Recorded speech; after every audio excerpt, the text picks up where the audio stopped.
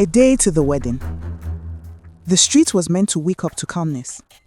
Instead, at exactly 6 a.m., a scream shattered the fragile calm of the morning. It was sharp, terrified, unmistakable. Kemi lay lifeless in front of her gate, her body against the cold concrete of the drainage. There was no blood, no visible wound, only a subtle swelling concealed beneath the curtain of her hair as her face pressed toward the ground. Her phone rested inches from her fingertips, its screen cracked, yet still faintly glowing, as if she had tried to reach it one last time. The last outgoing call attempt, Jocelyn Adeyemi. Neighbors gathered in clusters, whispering conclusions before facts could breathe. Suicide, she don't join the trend. All these slay queens, Lagos baddies with money. The girls arrived minutes later in Jocelyn's black SUV, with the hopes of rescuing Kemi. In the hospital waiting room, Temi kept whispering under her breath, "This isn't right." Sade placed her hand gently on her shoulders, offering what little comfort she could. Jocelyn stood in silence, numb and disoriented. Only hours earlier had Kemi sent a voice note, urgent, almost breathless. "I found something about Dubai. Call me." Jocelyn had meant to call back, but she never did. By noon, Tunde held a press conference, addressing the public in a voice that sounded older than his years. Behind him stood Jocelyn and both sets of parents, their united presence silently signaling agreement. The wedding is postponed indefinitely. It was out of respect for the deceased, who was the chief bridesmaid of my bride-to-be and more like a sister of hers. Otunde didn't address the rumors spreading like wildfire that her bride-to-be was already legally married in Dubai. Grief and scandal collided in brutal fashion. The wedding day arrived anyway. The date remained unchanged on calendars. The memory remained etched in minds. But there was no music, no guests, no vows. Instead, Temi, Jocelyn, Sade, and other aggrieved youths flooded the streets, suffocating in sorrow as the weight of Kemi's death hung heavy, thick, uncomfortable, unresolved. They mourned her openly. Their grief was no longer confined to silent whispers.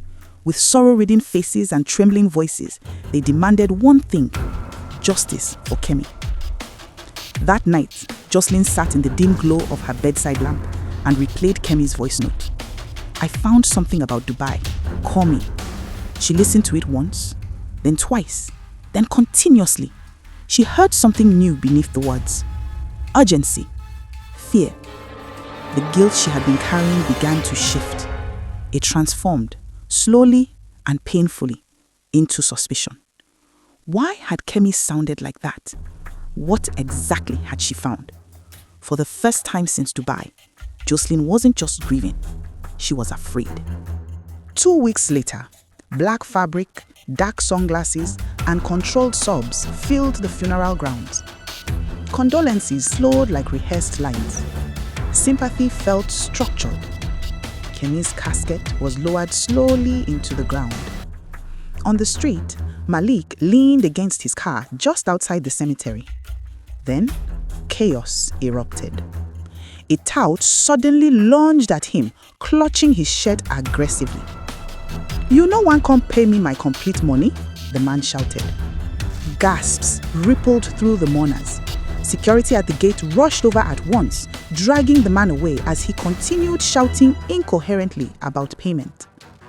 Malik adjusted his collar calmly. "I am bigger than your peanut change." Tunde did not confront anyone publicly. He did not lash out. He did not accuse. He withdrew. He stopped speaking to the press, stopped entertaining sympathy visits, stopped reacting emotionally. Instead, he hired a foreign private investigator. "Discretion," he instructed. "I want facts, not noise." 1 week later, the findings from the private investigator had started arriving, like pieces of a puzzle no one wanted to see completed. Malik had arrived in Dubai 3 days before Jocelyn.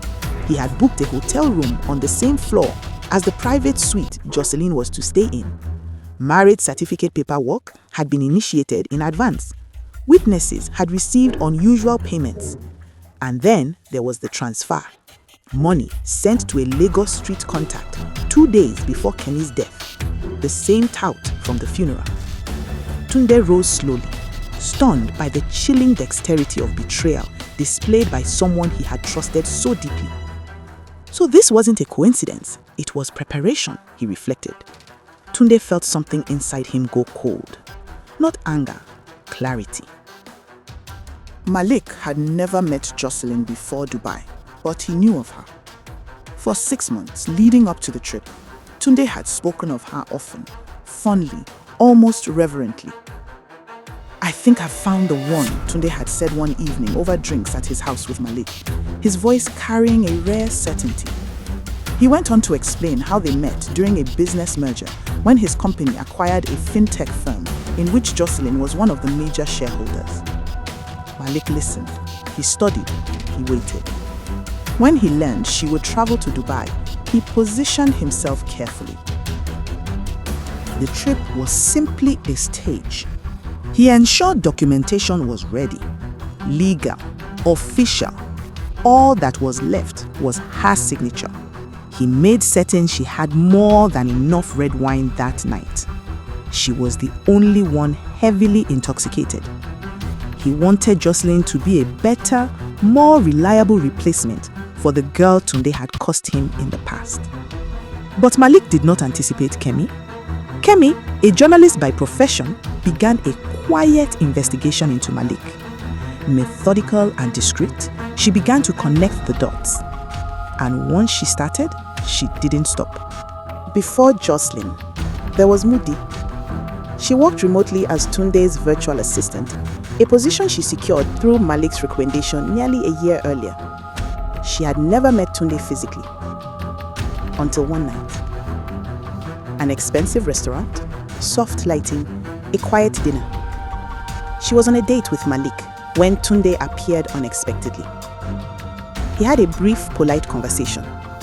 A compliment about her analytical skills, professional admiration, nothing inappropriate.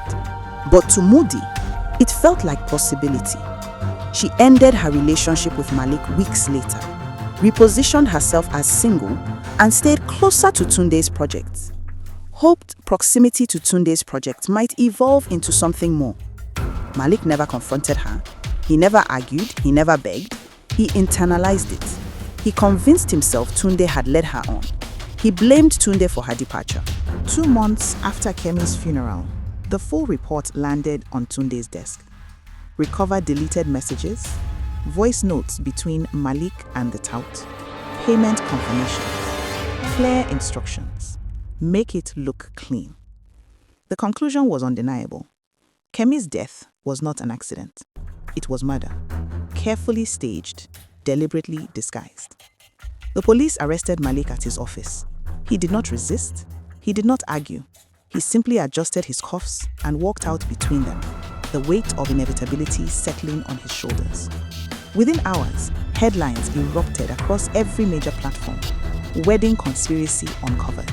Legal advisor behind elaborate revenge plot. The truth, once buried beneath manipulation and deception, clawed its way to the surface. And Jocelyn understood. She had been drugged, strategically manipulated, turned into a pawn in a war she never consented to fight. Kemi had died because she followed the evidence too closely, because she refused to stop connecting the dots. Days later, Tunde stood before Jocelyn, the silence between them heavy but honest. "You were a victim," he said gently. Tears slipped down her cheeks, not of shame this time, not of confusion, but of release. "But we're both wounded," she replied. At the High Court, Malik's trial moved swiftly. The evidence was overwhelming. Premeditation, conspiracy, murder. Neither Jocelyn, Temi, Sade, nor Tunde were present in court on the day of the verdict. When the judgment was delivered, there was no pause, no hesitation. Barrister Malik Okore, who preferred to be known simply as Malik, was found guilty. 200 years in prison. In the months that followed, Jocelyn and Tunde became inseparable.